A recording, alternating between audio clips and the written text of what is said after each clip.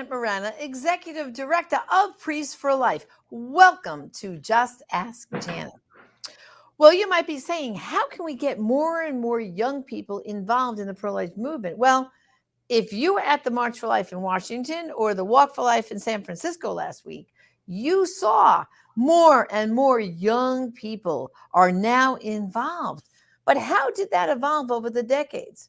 Well, joining me today is the head of our youth ministry at Priests for Life is Bryan Kemper, and he has a brand new book out called Pro-Life is the New Punk Rock, which is a history of the pro-life youth movement. And he's going to tell us all about the history of how did the youth movement evolve over the decades. So Bryan, welcome to the program. Thank you, Janet. I'm excited, and I'm gonna have to leave out some of the history so people get the book. Of course, we can't give away the whole store. No, but enough to pique their interest to want to get the book. absolutely. So Bryan, going back to your own story, you had a very terrifying experience Yes. that changed your life. Tell us about that. Janet, as you know, I was raised in Southern California, living on the streets, drugs, quite a few pretty bad situations in my childhood. And in 1987, I went to a Grateful Dead Bob Dylan concert at Anaheim Stadium in California, where I ended up overdosing on LSD, meth, cocaine, shrooms, all in one day. And I ended up in the hospital. The nurses had been pouring charcoal water down my throat to clear the poison of the drugs out of my body. I was hallucinating. I was in bad shape. And it was a doctor in that hospital who got me to come outside and talk to him. And I write a lot about this in the book. But basically, this is the man who shared the good news of Christ with me. I had always thought that God hated me because of the life that I lived. And this man talked to me about how much God loved me. And that was the catalyst that brought me out of that lifestyle and into Christ. Okay, so now, you became a believer. But then what was the catalyst that got you into the pro-life movement? I mean, there's plenty of people who believe in Jesus Christ out there. Yes. And they still support abortion. I always say if everyone professed belief in Jesus Christ would denounce abortion, we would change this whole game immediately. So for you, first you became a Christian, but then how did you get awakened to the slaughter of all these babies? Well, Janet, I think it was a process. And the first process was about a week after I became a Christian. I went to go see a punk rock band called The Crucified. This was the kind of music that I loved. I love the hard rock and punk rock and such. I like all music, but really into that. And there was this band in the 80s called The Crucified, who were a bunch of young Christian kids who started a punk rock band to reach their friends. And I was at their show and they sang a song called The Silent Scream. And I remember it just really kind of pricked at my conscience. And I went over to their booth, and the drummer's girlfriend, who's now his wife, explained to me about the Silent Scream film and how the baby literally was screaming for help when Dr. Nathanson was making that video. And that was really what got me to start thinking about abortion and pro-life. I remember getting the cassette tape and playing it on my Walkman every single day, just listening to that over and over. And that was the very first push that got me to start talking to people and asking about pro-life. Well, and for people who don't know who Dr. Nathanson was basically the founder of the National Abortion Federation. He helped found the abortion issue. Basically, he was an abortionist from New York.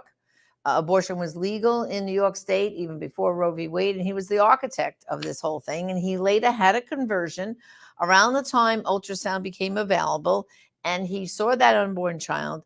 And the film you're referring to, The Silent Scream, was where Dr. Nathanson saw on the ultrasound a baby being destroyed by abortion, being pulled arms and legs out. And it dramatically changed him. And he made that film, which, as you know, to this day, so many people have seen that silent scream, which has changed hearts and minds. Okay, so now you're convicted. I got to get involved in the pro-life movement. What made you, because the pro-life movement, Brian, as we know, is made up of a lot of facets. We have the pregnancy help part of the movement, the legal part, the people who work on legislature, the abortion recovery part of the movement. But you chose to get involved in activism, the activism of the pro-life movement. What drew you to that? Well, Janet, the very first event I went to, I was actually invited to a men's prayer breakfast by a friend of mine in a band called Precious Death. And after that, we went, it was Holy Week, and we went down to downtown Los Angeles, where there was a rescue going on. And I ended up getting arrested at that first event, but got out of that. And once I saw that the pro-aborts surrounding the abortion mill and them escorting people into the mill, I started asking friends. I'm like, this is something I need to get involved with. And it grew from there. Wow. And when we talk about the activism part of the movement, so everyone, again, understands the terminology, we always consider the activism part of the movement are people like, for example, who are outside sidewalk counseling in front of the abortion clinics.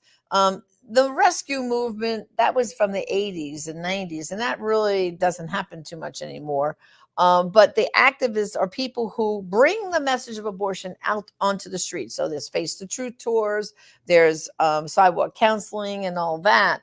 So from that activism, you said earlier you were very involved in Christian music. And so what made you establish it again now, Rock for Life? Because that was the next phase that you went into. Well, Janet, that came from a day of rescues where I was undercover in an abortion mill in downtown Los Angeles near MacArthur Park. And this was a day that I was doing what we called a truth team, where I took a young girl in, and she would go into the back room. She'd ask for a pregnancy test, and I would sit in the lobby next to the magazine racks, and I would pick up one magazine at a time and put pro-life literature, sidewalk counseling literature into the magazines. Well, this particular day, Janet, she was in the back for a long time, and I got worried that she got caught as she was trying to put pro-life literature in the abortion rooms in different places. And I walked up to the front, and that's when the door to the abortion room swung open, and I saw a young girl on a table. And I can picture her, Janet. I literally can picture her looking, tears rolling out of her eyes as that abortion took place. And I went home that night, and I cried out to God in the shower. I just cried out to God. And I heard a voice, a literal audible voice say, "Bryan, save my children." And that's the moment that God gave me the vision for Rock for Life. And I was there working with Jeff White of Survivors Now, and told him the idea. He loved it. And that's how we launched what we thought was going to be just a concert, just a couple hundred kids coming to see a few punk bands, and turned into this launching of this youth pro-life movement with Rock for Life. And so, Bryan, and by the way, brothers and sisters, we're talking to Bryan Kemper. He is the head of our youth ministry here at Priests for Life. And we're talking about the brand new book that we just launched for Bryan called Pro-Life is the New Punk Rock, a history of the pro-life youth movement here in America. I like the cover, especially, Bryan. It's that edgy. I know you like that edgy look to things, don't you? Absolutely. You know, Jen, I was a little worried when I first pitched that cover, but you liked it. And I was super happy about it. Yeah, I do like the edgy stuff because I like to reach a lot of people sometimes that other people don't reach, Janet. You know, Right. And that's something like you and I, we've talked about certain gifts that God's given me, the gift of gab. Like whenever we ride in an Uber, you always like me to sit in the front because you know I'm going to have a conversation about Jesus and about pro-life with that Uber driver. So this is sort of my thing. This is the kind of people I want to reach. And I felt like that was the best title. And And it means more than that, Janet, because punk rock, a lot of people think is just a style of music, but it was sort of like a going against the system, going against the grain. And really now pro-life is going against the grain and going against the system. It's very punk rock to be pro-life. Right. Yeah. Okay, and so Rock for Life went on for a few decades of these concerts, and I think they were chapters, right, all over the country, and the local chapter would try to put on, especially in the summertime, right, when kids had more time on their hands, Mm-hmm. A Christian rock band kind of concert, and then you'd have plenty of pro-life literature and swag there to help educate them about the humanity of the unborn child. So tell us a little bit about some of these chapters and the Yes. success of those concerts. Well, Janet, after the first concert, which was in Aliso Viejo, California, MTV had done a piece on it. A baby got saved that night at the concert. A girl that was scheduled for an abortion was at that first concert and ended up changing her mind and keeping her baby. And some of my friends who were there all the way from Arizona took and started the next Rock for Life concert was in Arizona, and they became a chapter, and it started growing from there. I went on tour with Lollapalooza, which was the largest secular concert tour in the world at that point. And I was doing a pro-life booth right in between ACT UP and Rock for Choice and Planned Parenthood and all the little groups, and then me in that little pro-life booth with literature. And that was how that got started, and then started building off with chapters and then doing the Christian music festival tours.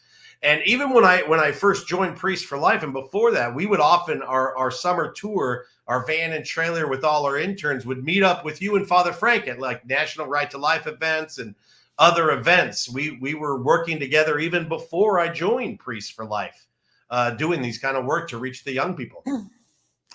Okay, well, yeah, it's been a great time. I know we've had together, you being on board with the ministry, and I can remember when you were deciding to come on board with us, and I was just glad to really have you with us.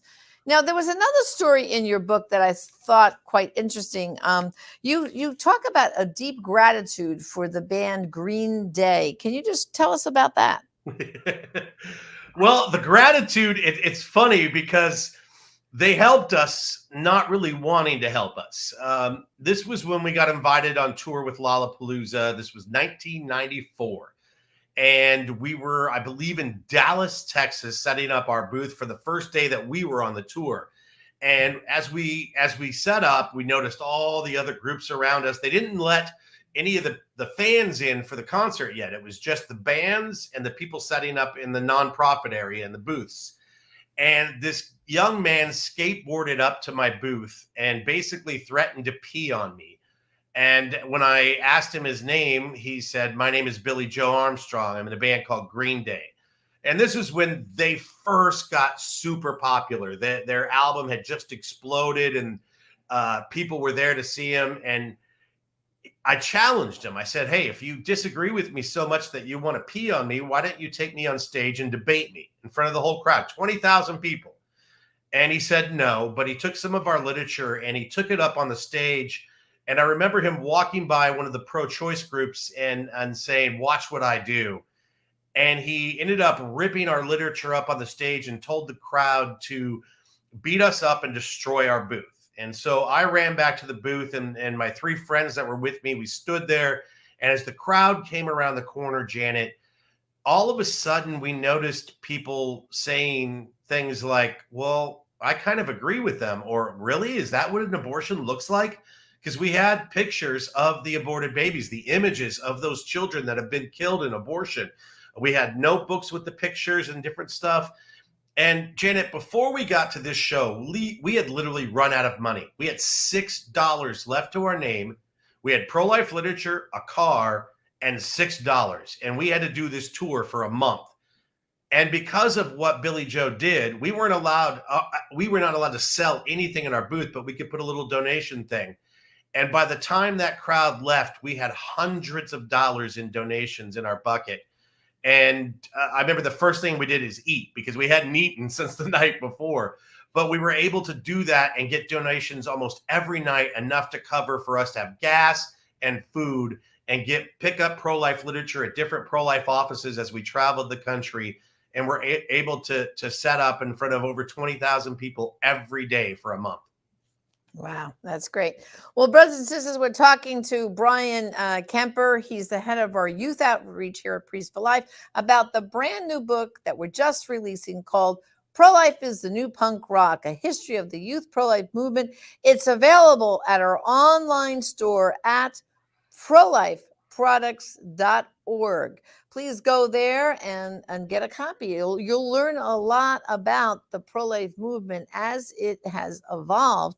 And Bryan, I've noticed, like you have, more and more young people, are, excuse me, pro-life. There's all these sayings of, "I survived Roe v. Wade. Roe v. Wade will not survive me. We are the pro-life generation." There's all those youthful expressions. But why do you think young people now, more so than a couple of generations ago, are so instinctively pro-life? Like, why? Is it now that, the March for Life is mostly young people and few people left that are with gray hair marching? It's all young people. Why is it so easy for so many young people to automatically yeah, I'm pro-life? Why? Well, Janet, I think there's several reasons. One of them, like I said, pro-life is sort of the punk rock thing to be, is going against the grain, going against the system, which young people have done that forever.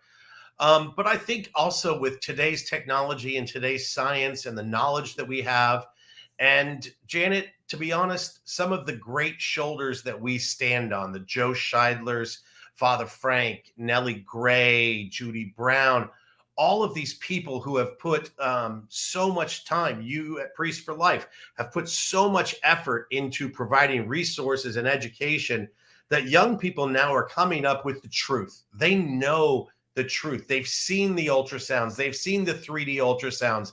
They know about biology. They're learning this. And quite frankly, they're tired of being lied to. They're tired of this false narrative where it's okay to kill another human being. And I think as we look at even different aspects of the social justice movements that are going on in this world today, is when I coined the phrase, social justice begins in the womb. We have a generation of young people that do want to do justice. They do want to do things against injustices. And one of the greatest injustices for this generation is abortion. Right. Well, of course, Bryan, in your work with the youth over these decades, I know one thing that some of the young people struggle with is that they're instinctively and they're actively pro-life. They join their pro-life maybe a group at their high school or college, but they have a mom who's pro-abortion. And there's this right in under the same roof there, Absolutely. these opposite views. And what can you say to young people who are watching right now who say, yeah, my mom, and they roll their eyes, yeah, my mom, she's pro-choice. What suggestion do you give these kids to deal with their own parent who doesn't see the humanity of the unborn child? It's something I had to deal with too. A lot of my family is not pro-life. But Jana, and this is something that actually really came out to me in the 90s when I was touring the music festivals and selling the original pro-life t-shirts that I would make. I would have young people come up and buy a t-shirt like "Abortion is Mean" or different, shirts that we had. And they would come up to me the next year and say, "Oh my gosh, I wore this at home. And then I found out that I've lost a sibling to an abortion."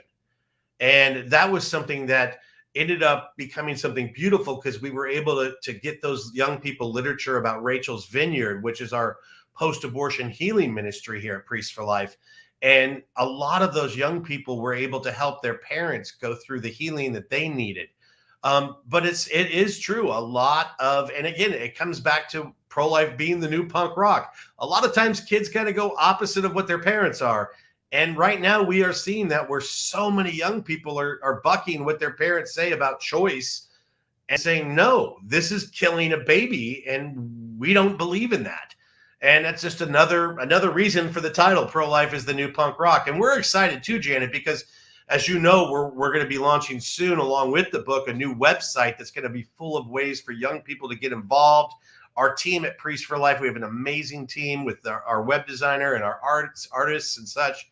And we've been working even this morning, putting together different pages of that new website to give young people ways that they can get involved. Right. And what would you say, is the immediate future? I mean, as you know, right now we hear a lot of talk about the Dobbs case out of Mississippi, and we had the oral arguments in the Supreme Court. We're all waiting on tender hooks for a decision. And of course, at this year at the March for Life, phrases like "dismantle Roe," "Roe's going to go." What do you think the young people are feeling right now? Again, they're newer in the movement than you and I. I've been doing this for 32 years or more. But what's the feeling that we're going to finally possibly dismantle Roe? Absolutely, Janet. Actually, I was sitting down with a big group of young people recently, and they were started asking me some stories about the past of the pro-life movement. And building upon what they're doing, it was so excited to see that they're looking at different forms of activism and different ways to get involved.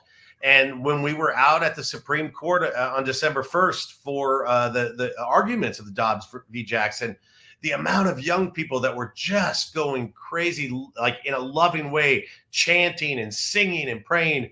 I really believe, and Janet, you and I both know that just because Dobbs v. Jackson goes our way, that doesn't mean we're close to the end. We may be close to the end of the Roe era, but the battle is going to continue as it goes back to the states, and then we try to build this country on a culture of life and never have to fight. But right now, the liberals aren't going to back down. So we need to, as Father Frank always says, redouble and re-triple our efforts. And one of the things that we're doing with that is building this youth movement and this youth outreach at Priest for Life. That's right. Well, and with all that, said, depending on what state you live in, you're watching this program. In some states like New York and California, Illinois, Vermont, they've already passed laws saying that abortion will be legal in their state up to birth. Up to birth. I mean, picture that, a woman who's in her 9th month of pregnancy, the baby's about ready to be born. She changes her mind and says, you know what, let's have an abortion. This is how far they've gotten. But then there's other states, like, for example, Louisiana has already passed a law that says when Roe v. Wade is overturned, abortion will be 100% illegal in our state. That's Louisiana's one example. And other states are beginning to pass similar laws. And of course, we have the beautiful heartbeat bill in Texas that's protecting babies as soon as you can hear a heartbeat, which occurs around 6 weeks, when they can actually detect that heartbeat. And what's great about the heartbeat bill, Brian, is it has an enforcement. It has teeth to it, that Yes. the average person can report an abortion clinic if they see the fact that they're breaking that law. So I think the answer here is that everyone has to get involved. The fight will not be over. But, one final question I want to ask you is, okay, people are watching the program, and I'm holding up this book telling them about the pro-lifers doing punk rock, and someone says, what do I care about the history of the youth pro-life movement? I don't even have any teenagers anymore. They're all grown and married, and I got grandkids. What can people learn from reading your book? Well, Janet, people have come to hear me speak. I speak all over the world, and people want to know my life story, which I've added in the book. So just hearing what God has done in my life and how he brought me out of that horrible pit, as it says in Psalm 40, verse 2, he lifted me up out of a horrible pit of mud and miry clay and set my feet upon a rock and gave me a firm place to stand. But on top of that, Janet, I go through lots of different pro-life arguments, different things in this book. It's a compliment, honestly, Janet, to our family of books. As you see, I have my book here next to this amazing book everyone should also read, Recall Abortion, and we have Oceans of Blood, Rivers of Blood, Oceans of Mercy by Kevin Burke.